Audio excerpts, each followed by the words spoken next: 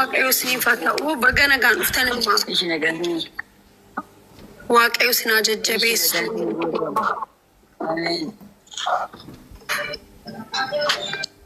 Yaada keessan ibsachuu dandeessummaa as jalatti nama hedduutu isin dhaggeeffachaa jira.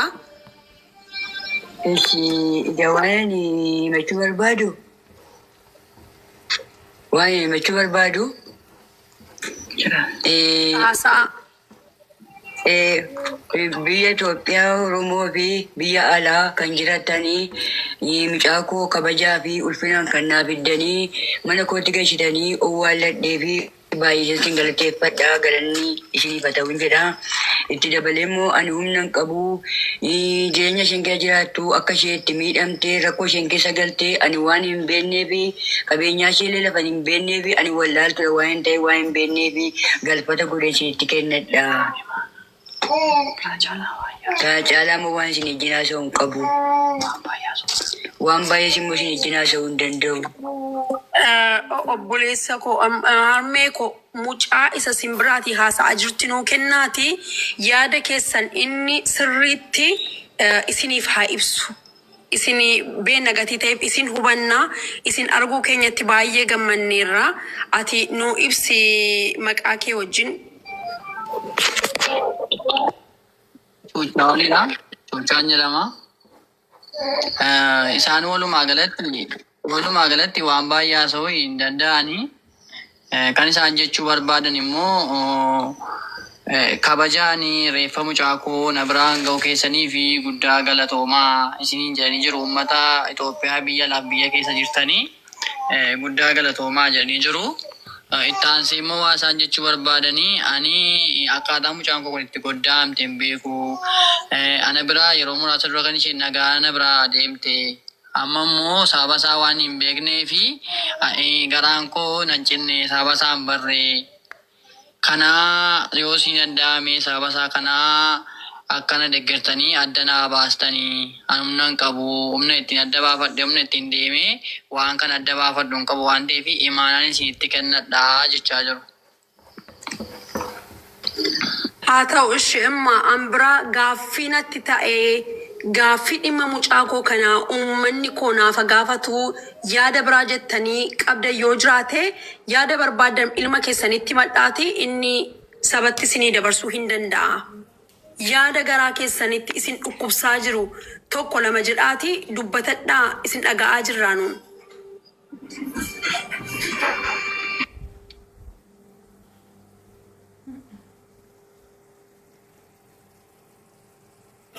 Kana booddee waan jedhu hin qabu. Waan dubbadhu hin qabu.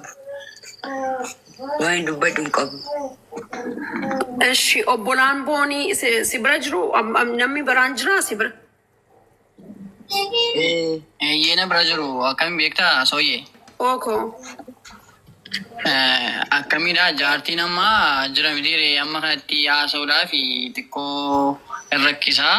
Nama jechuun nama miidiyaan kunis waan kun haaraadha jechuun biyyaansi silkiimti kun iyyuu isaaniif haaraadha sii gala mitiire. Walumaa galatti jaartiin haasaa dheeraa haasa'uu hin barbaanne qaamni dhimmi isaa laallatu immoo waan jiru kana adda naaf baasu akkaataa du'a isheetii kana adda naaf baasu ala yaadni isaanii gabaabaamatti jechuudha. Akkaataa du'a mucaa kooti kana adda naaf baasu. Akkamitti akka ishiin of goddaate maaliif akka ishiin of goddaate adda naaf baasu. Uummanni kun immoo na bira dhaabbadhaa waan dandeessaniin na bira dhaabbadhaati adda naa baasaa rakkoosaa kana adda naa baasaa jechaa jirudha. Tole ishee hin ga'a obbolaan ishee biraan jiru yoo ta'e gaaffii qaban yoo jiraate hin qabanis yoo ta'e deebii barbaadan kennuu danda'u.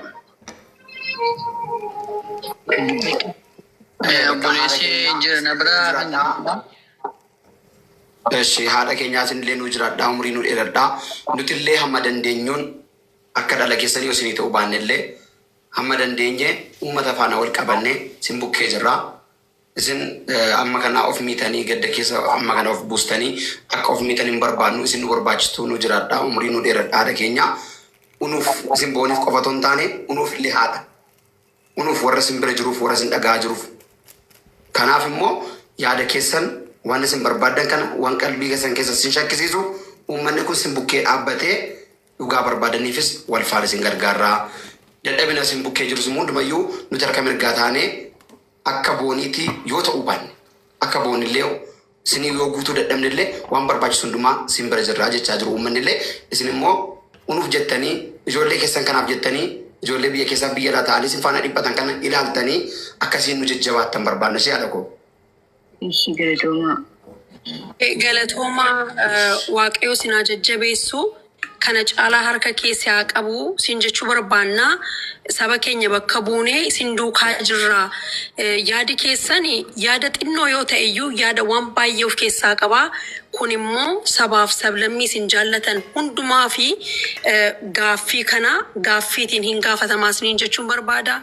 Gadda keessan irraa kaatanii galateeffachuufis haa ta'u haqa mucaa keessan barbaaddachuuf as baatanii nu haasofsiisuu keessanii fi hedduu nu galatooma. Waaqayyo sinaa eebbisu umurii dheeraa jiraadhaa. Ijoollee baay'ee qabu. Shuni tulfaata malee akka natti mana taasaa turanitti tokkommoo lama mucaa kana eessa akka isheen jiraattu mana isheen keessa jiraattu hin beeku. Maal akka ishee qabeenyi ishee maal akka ta'e sarra akka ga'e maalirra akka ga'e ani hin beeku. Kanaafi akka bakkeetti na jalaa hin banne dafqee mucaa gootii akka bakkeetti na jalaa hin banne jedhanii isin natti himanii turanii xiqqoo taasisuun xiqqootti cima waan ta'eef. Dhugaadha itti cimaa gadda kana keessa ta'anii sooshaal miidiyaa kanas hin beekan gatii ta'ee fi itti cimaa fuula isaanii irraan hubannaa hin dubbisamu akka kitaabaa gatii ta'ee fi atis immoo baay'ee galatoomi. Egaa akka harmeen keenya jechaa jiranitti haqa mucaa koo naa barbaada akkamittiin akka isheen duute mucaan koo gammadduu turte na bira turte ol deebite qabeenyas immoo horatteetti qabeenya ishees akka jiru hin beeku maal akka qabdus hin beeku eenyutti akka kennames maqaa eenyutiin akka jirus ani hin beeku. Kanaaf duraan dursee haqa mucaa koo naa gashaa waan isheen qabdus immoo naa funaanaa.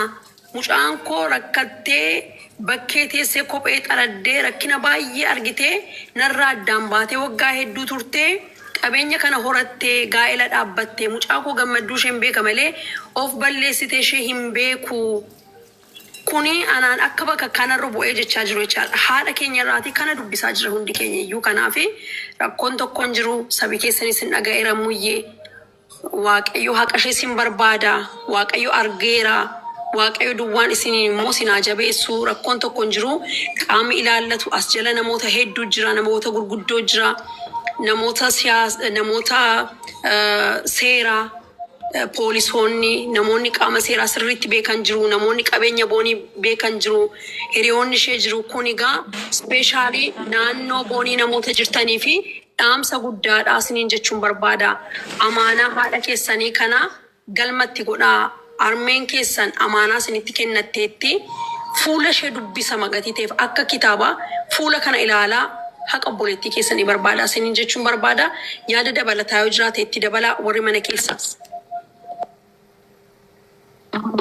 Dura maazarii keenya waaqayyoon isin jabeessu hunda caalaa booniin darbiteetti booniin deemteerti isin jabaachuu qabdanii. Isarraan itti aansuudhaan ijoolleen Oromoo ijoolleen boonii jaalattan hundi keessan shamarran jechuudha. Booniin nuuf misaalee turte maazarii keenya waan qabnuun gargaaruu qabna. Yoon isaan bira dhaabbatin maazarii keenya akka dubbatanitti namni na gargaaru hin jiru. Booniidha kan na jiraachistu ishiin deemteerti humnallee hin qaban ilaalaa jirra. Kanaafuu hundi keessan waan qabnuun yoo namni baay'ee birrii 10 illee gargaarre yoo walitti dhufe birriin sun baay'eedha. Kanaafuu Meeron gidduutti waan inni haasoo barbaadu amma walumaa gala kan isaan dhufanii fi waa'ee waan biraa osoo hin taane tokko uummata kana galateeffachuufidha kan isaan dhufan. Siigalee uummata kanaanii kabajaanii reeffa mucaa koo fidanii ija kootiin awwaalna biratti ofii kootiin awwaallachuu koo fi baay'een isin galateeffadha. Itti aansee immoo haqa mucaa kooti mucaan koo gammadu turte waan itti badee hin jiru narra akkadha jettee waan natti mattee hin jiru ani hin beeku sababi isheen akkas of gootee fi ani hin beeku waan ta'eef sana baruun barbaada haqa sana dhugaa jiru sana baruun barbaada jechaa jiru. Kanaafidha kan isaan dhufanii tokko uummata Oromoo, uummata Itoophiyaa kana galateeffachuufidha kan isaan gara miidiyaa kanatti dhufanii. Lammata immoo haqa mucaa isaanii akka barbaadamudha. Jechuun haqi mucaa koo maal akka ta'e maaf mucaan koo akkas of goote kan jedhu fidhaa kan dhufanii kanumaadha isaan xumuraniiru isaaniin geggeessina isaan waan jiru isinii. Maal akka jiru beektaa?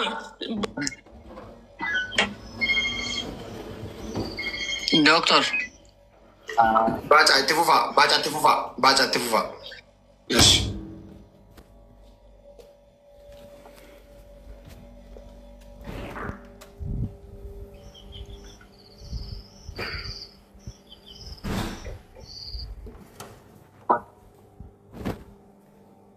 Dhaga'amaa jira kan kee.